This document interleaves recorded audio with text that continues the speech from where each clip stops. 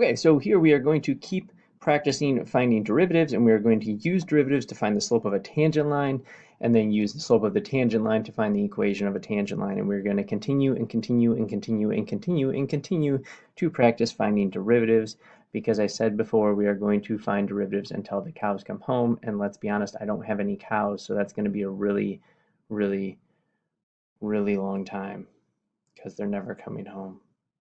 Sorry to say that. All right. So let's go ahead and practice. Okay, so we want to find the slope of the graph of a line. So here we're going to find the slope of the graph of fx equals 2x plus 1 at the point 2, 5. Now, let's think about this, and hopefully you've already thought about this, and you're like, wait, why are you still rambling about this? I already know the answer to this, because yes, you should know the answer to this. If you don't, think about it. Did you think? Yeah. How do I know the answer to this? Well, I know the answer to this because the function that I'm looking at is a line. I know the equation of a line in slope-intercept form is y equals mx plus b, where m is the slope, so the slope is 2. So I already know this. But because we are practicing and we want to practice, we're going to use the limit definition of the derivative to prove or show that that is actually the slope of the tangent line as well, because the slope of the line is the slope of the tangent line if the function is a line. Sorry, that was a lot of the word line. So let's go ahead and do our slope. So we know that f prime of x is the limit. All right, so I'm going to expand this so we can do limit delta x goes to 0. And this is going to be 2 times x plus 1 minus 2x minus 1. Don't forget to distribute that negative sign over delta x. Fantastic. Oops. So let's change colors because we can. The limit as delta x goes to 0. Remember, we want to write this every time we work vertically. We don't just keep writing equal signs going horizontally, because that does not make sense mathematically. It's like bad grammar. Nobody wants bad grammar, though I will admit sometimes my grammar is not perfect, but it is something that I work at, you know, always trying to improve, always trying to get better. That's me. That's what I tell myself. All right, so when we expand, look at what happens. Our magic, the 2x, the negative 2x, the 1, and the negative 1, they go away. And so then what are we left with? Well, let's look at this. We get the limit as delta x goes to 0 of 2 delta x over delta x. Those go away, and we're left with the derivative of the function is 2. So remember, that's what that is telling us, that the derivative of this function is 2. But what does a derivative represent? A derivative represents the slope of the tangent line.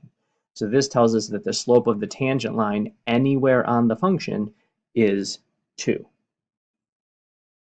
So back to the original problem, find the slope of the graph of fx equals 2x plus 1 at the point 2, 5.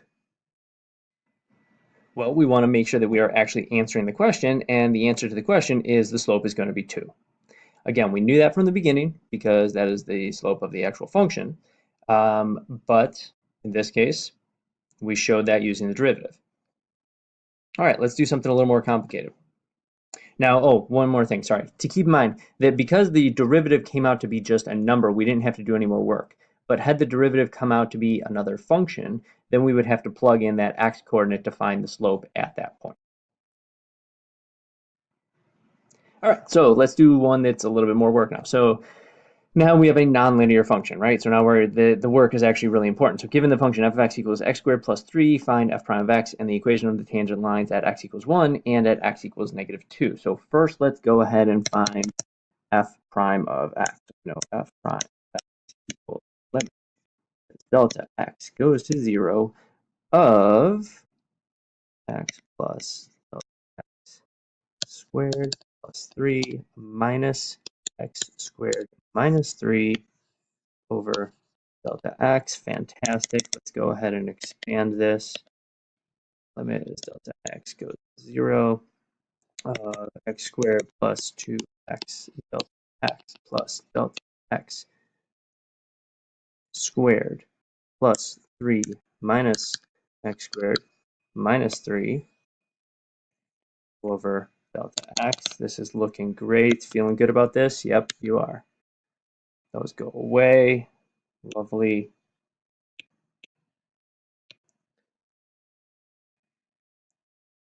The limit as delta x goes to 0. I'm going to go ahead and factor out the delta x here. So delta x times 2x plus delta x over delta x. So now those are going to reduce, and now when I evaluate the limit and I plug in 0 for the remaining delta x, I'm going to be left with just 2x.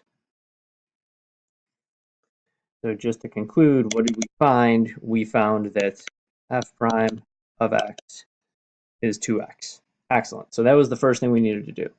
Now the next part is we want to find the equation of the tangent line at x equals 1 and x equals negative 2. Well, what do we need to do to find the equation of a line? We need a slope and we need a point.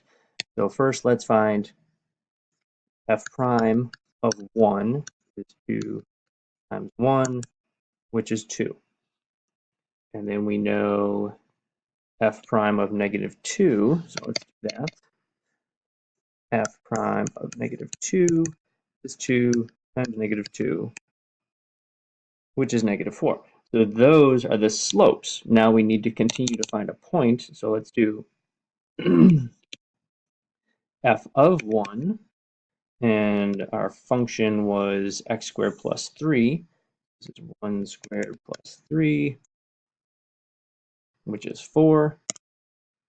And f of negative 2 is negative 2 squared plus 3. And that is going to be 7. Okay, so the last thing we just need to do is then write the equation of the tangent lines. So for A, I have the point 1, 4. So I can do y minus 4 equals my slope was 2. It's going to be 2 times x minus 1. And for B, I have the point negative 2, 7. So we can do y minus 7 equals the slope was negative 4 times x plus 2. And we wanted to check the directions. The directions did not tell us what form we need the equation of a line in. So in this case, the easiest form is going to be point slope. Wasn't that fun? Any questions on that? Okay, you guys are doing great. Moving on. All right, now you're going to try this one on your own. I know that's scary, but also exciting. It's like good nervousness, I think, where you kind of feel that in your stomach, but you're also like, I can do this. I'm excited to do this. I want to do this. Yes, you do. So you're going to find f prime of x and the equation of the tangent line at x equals 2 with the function f(x) equals 1 over x. So I want you to go ahead and pause the video, try this on your own, unpause when you're ready to check. But remember, I believe in you. Go ahead and pause. All right, so did you get y minus 1/2 equals negative 1/4 times the quantity x minus 2? Yes, you did. You know why you did? Because you're good and you know what you're doing. Okay, but if you are confused, let's just double check. Okay, so first thing, I'm going to do the limit definition of the derivative. So the limit as delta x goes to 0 of 1 over x plus delta x minus 1 over x over delta x. We have seen problems like this in Unit 7 as well as first semester. So to simplify this, the easiest thing to do is to multiply the top and the bottom by the least common denominator of the numerator in this case, which is x plus delta x times x. Multiply the numerator and the denominator by x plus delta x times x. Remember, when you do that, do not distribute in the denominator because the whole thing is I want to get this original delta x in the denominator to cancel. So I distribute in the numerator, I don't in the denominator. Now when I'm going to distribute this negative sign, this x and this minus x are going to go away, so I'm left with just a negative delta x in the numerator. That will reduce with this delta x in the denominator that I did not distribute, so that's good. That's what I wanted to happen. So now I'm left with the limit as delta x goes to 0 of negative 1 over x squared plus x delta x. Now I can evaluate the limit. When I do that, this part is going to go to 0. So I'm left with negative 1 over x squared. So f prime of x is negative 1 over x squared. Excellent. We want to find the equation of the tangent line at x equals 2. So I also need to figure out, well, what is f of 2 because I need a y value. Remember, we want a point and a slope to write the equation of a tangent line. So f of 2 equals 1/2. f prime of 2 is negative 1 over 2 squared, which is negative 1/4. There I write my equation of my line. Nice work. Another one. Here, I just want you to find f prime of x for f of x equals the square root of x. Go ahead and pause the video. Unpause when you are ready to check. All right, we should get f prime of x equals 1 over 2 root x. That is our derivative. How do we get that? First, do the limit definition. Limit as delta x goes to 0 of the square root of quantity x plus delta x minus square root of x over delta x. How do we simplify this? Great question. We did this in Unit 7. And again, I think we saw this a little bit first semester when we were doing difference quotients, and that is rationalize the numerator in this case. So multiply the numerator and denominator by the conjugate of the numerator. When we do that, the numerator becomes very nice, x plus delta x minus x. The x's cancel. This delta x is going to reduce with the delta x in the denominator because we did not distribute that because we know we shouldn't. So we're left with 1 over the square root of x plus delta x plus root x. We're evaluating this limit as delta x goes to 0. Therefore, when I plug in 0, this just becomes 1 over 2 root x. That is my derivative. Next, we're going to take that exact same problem. So we've already done the derivative. Now I want you to go a step further and use the derivative to find the slope of the graph of f at the points 1, 1, 4, 2, and 0, 0. Also, kind of think about what happens at 0, 0 and why that is. So pause the video, do that. This should not take very long because you've already done the derivative, so you don't need to do that again. Unpause when you're ready to discuss this. All right, so for f prime of 1, or the slope at the point 1, 1, we should get 1/2. For the slope at the point 4, 2, we should get 1/4. And for the slope at the point 0, 0, we should get undefined because we're dividing by 0. But why is this? So this is what I wanted to talk about. So we haven't learned about what makes some. We haven't learned about differentiability yet. We'll learn about that very shortly. But remember, what does the derivative represent? Come on, you guys are being quiet. It's the slope of the tangent line, remember? Okay, so if you try to picture yourself drawing a tangent line to this function at 0, 0, there's an infinite amount of lines you could draw. So there's not a unique tangent line to that point, and that is because that's an endpoint. And so therefore, we cannot just define the slope of the tangent line at that point. All right, last one. Find an example of the line that is tangent to the graph of f and parallel to the given line.